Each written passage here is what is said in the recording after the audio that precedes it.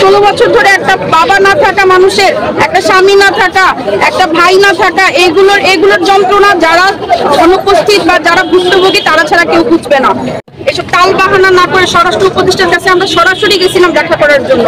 উনি আমরা পাইনি উনাকে, ওনার পিএসকেও বলে আসা হয়েছে, আমরা বলে এসেছি যে আমাদের এই বিষয়টা নিয়ে সরকার যাতে কনসার্ন হয়, আমরা বলে এসেছি। তারপরও এটা নিয়ে যদি কোনো ধরনের রাজনীতি অথবা কোনো ধরনের মানে অপকাহিনী বা অন্য কোনো কিছু করার চেষ্টা করা হয়, সেটা কিন্তু আসলেই আমাদের জন্য সুখকর হবে না। কারণ আমরা 16 বছর ধরে ভুগতেছি, আমাদের জন্য সেটা কোনোভাবেই সুখকর হবে না। 16 বছর ধরে একটা বাবা না থাকা মানুষের, একটা স্বামী না থাকা, একটা ভাই না থাকা, এগুলোর যন্ত্রণা যারা অনুপস্থিত বা যারা ভুক্তভোগী তারা ছাড়া কেউ বুঝবে না। আমার মনে হয় এই বিষয়টা নিয়ে সরকারের অতি সত্বর গুরুত্ব দেওয়া উচিত। 18 তারিখে নতুন ভাবে কোনো নাটক বা কোনো ধরনের রাষ্ট্রপক্ষের কোনো ধরনের অস্থিরতা যেন না থাকে। যেভাবে হোক, বিচারিক ভাবে হোক অথবা নির্বাহী আদেশে হোক, যেভাবে হোক এটা যেন সমাধান করা হয়। এটাই আমাদের এই মুহূর্তে মূল দাবি। 18 তারিখে জামিন অথবা মামলা প্রত্যাহার করা হোক, এটাই হচ্ছে আমাদের মূল দাবি।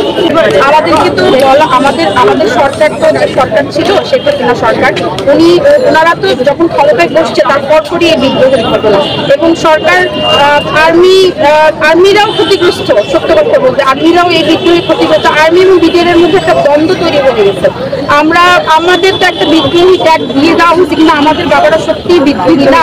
আমাদের বাবাদের যতই আপনি খুব ভালোভাবে যদি বিডিআর ফ্যামিলিদের সাথে খুব ভালোভাবে যদি খোঁজ খবর নেন অথবা খুব ভালো ইনভেস্টিগেশন করেন, তাহলে দেখবেন যে আমাদের বাবারা অনেক অফিসারদেরকে সেভ করছে।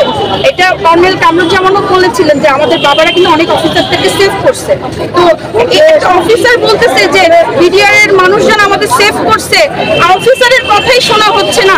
আমাদের বাবারা কিভাবে, আমার বাবা উনি তো একজন অফিসারকে সেভ করেছেন, আমি জানি, আমাদের পরিবার জানে সেটা। সেই অফিসারের সাথে আমরা যোগাযোগ করেছি, তাকে হুমকি দেওয়া হয়েছিল। তো অনেক অফিসারের চাকরি চলে গেছে, আর্মি অফিসার। তো ব্যাপারটা নিয়ে কথা বলার মতো কোনো পরিবেশ ছিল না। যে সরকারি ঘটনা ঘটাক, ক্ষতিগ্রস্ত হয় সাধারণ মানুষজন। আমরা ক্ষতিগ্রস্ত, আমরা সরকার না। যদি বিএনপি হইতাম আমরা মনে হয় হুড়মুড় করে বেরোয় যেতে পারতাম জেল থেকে, বুঝছেন। কিন্তু বিএনপি না, তো আমরা তো বিএনপি না, ডিসিপ্লিন বাহিনী হয়ে গেছি। ডিসিপ্লিন বাহিনী হওয়ার কারণে না হুড়মুড় করে জেল থেকে বেরোতে পারতেছে, না পালাতে পারতেছে, না আইন কার্যকর আছে। এখন আমাদের কি করণীয়? আইন মেনে চলতেছি। সে আইন যদি স্থির না হয়, সে আইন যদি আইনের মতো করে না চলে, তাহলে তো আমাদের আর কিছু করার নাই। আমরা ক্ষতিগ্রস্ত।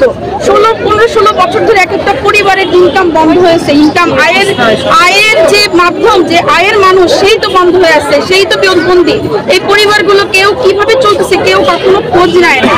তো আমার কথা হচ্ছে এরকম বিদ্রোহ যাতে না হয়, এরকম দ্বন্দ্ব যাতে না হয়। এবং এই সরকারের প্রতি আমার দাবি হচ্ছে অবশ্যই আমাদের এই যে শান্তিপূর্ণ যে সমাবেশ, আন্দোলন, স্মারকলিপি দেওয়া, আমাদের বারবার সরকারকে নক করা, আমরা এই উপদেষ্টা মন্ডলীর কাছে গেছি।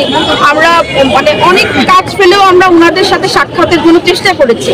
এখন ওনারা যদি আমাদের এই কথাটাকে গুরুত্বপূর্ণ না মনে করে, আর্মির পরিবাররা সংবাদ সম্মেলন করলো, সবাই সংবাদ সম্মেলন করতেছে, এই বিষয়টা কেন এখনো সরকার হস্তক্ষেপ করতেছে না? এটার আমি জোর দাবি জানাচ্ছি এই মুহূর্তে থেকে এই বিষয়টা নিয়ে খুব দ্রুত চিন্তা করুক, এবং 18 তারিখে যাতে নির্বাহী আদেশে জামিন অথবা মামলা প্রত্যাহার করে সেটার জোর দাবি জানাচ্ছি।